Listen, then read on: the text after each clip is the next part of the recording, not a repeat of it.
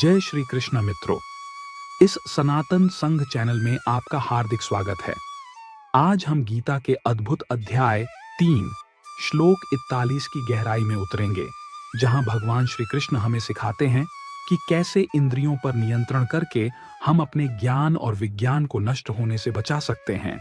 इस श्लोक के अनमोल संदेश को समझने के लिए हमारे साथ अंत तक बने रहें, क्योंकि ये जीवन को बदल देने वाली शिक्षाएं आपके लिए महत्वपूर्ण साबित हो सकती हैं। तस्मात्त्वमिन्द्रियाण्यादो नियम्य भरतर्षभ, पापमाणम प्रजहिह्येणम ज्ञान विज्ञान नाशनम। भगवान श्री कृष्ण कहते हैं, अतः हे भरत श्रेष्ठ, प्रारंभ में ही इंद्रियों को वश में करो और इस काम नामक शत्रु का वध करो, जो पाप का स्वरूप है तथा ज्ञान और साक्षात्कार को नष्ट कर देता है।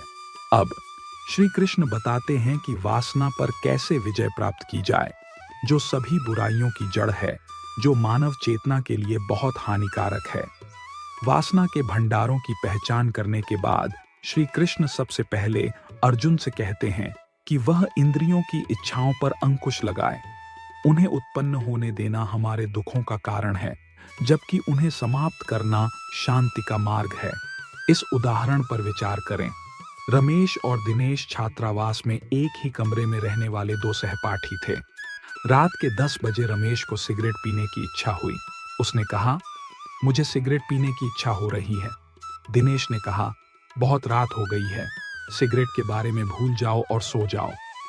नहीं नहीं, जब तक मैं तंबाकू का कश नहीं लूंगा मुझे नींद नहीं आएगी, रमेश ने कहा। दिनेश सो गया, लेकिन रमेश सिगरेट की तलाश में बाहर चला गया। आसपास की दुकानें बंद हो चुकी थीं। उसे सिगरेट लेकर छात्रावास लौटने और एक कश लेने में 2 घंटे लग गए। सुबह दिनेश ने उससे पूछा, रमेश, रात को तुम कब सोए? आधी रात को। सच में? इसका मतलब है कि तुम 2 घंटे तक सिगरेट के लिए बेचैन रहे और जब तुमने कश लिया तो तुम उसी अवस्था में आ गए जिसमें तुम रात 10 बजे थे। क्या मतलब? रमेश ने पूछा। देखो, रात 10 बजे तुम्हें सिगरेट की कोई इच्छा नहीं हुई और तुम शांत थे। फिर तुमने खुद ही सिगरेट की इच्छा पैदा की। रात 10 बजे से आधी रात तक तुम सिगरेट के लिए बेचैन रहे। आखिरकार जब तुमने सिगरेट पी तो तुमने जो बीमारी पैदा की थी वह दूर हो गई और तुम सो गए। दूसरी तरफ मैंने कोई इच्छा पैदा नहीं की और रात 10 बजे ही शांति से सो गया। इस प्रकार हम शरीर की इंद्रियों के विषयों के लिए इच्छाएं उत्पन्न करते हैं और फिर उनसे उत्तेजित हो जाते हैं। जब हमें प्रिय वस्तु मिल जाती है तो हमारे द्वारा निर्मित रोग समाप्त हो जाता है और हम उसे सुख के रूप में देखते हैं। लेकिन यदि हम स्वयं को आत्मा के रूप में मानते हैं और हमारा एकमात्र उद्देश्य आत्मा का सुख है, तो ऐसी भौतिक इच्छाओं का त्याग करना आसान हो जाता है। श्री कृष्ण अर्जुन से कहते हैं कि इंद्रियों को वश में करो, जिससे उनमें रहने वाली वासना का नाश हो। इसे पूरा करने के लिए हमें भगवान द्वारा दिए गए उच्चतर साधनों का उपयोग करना चाहिए, जैसा कि अगले श्लोक में कहा गया है।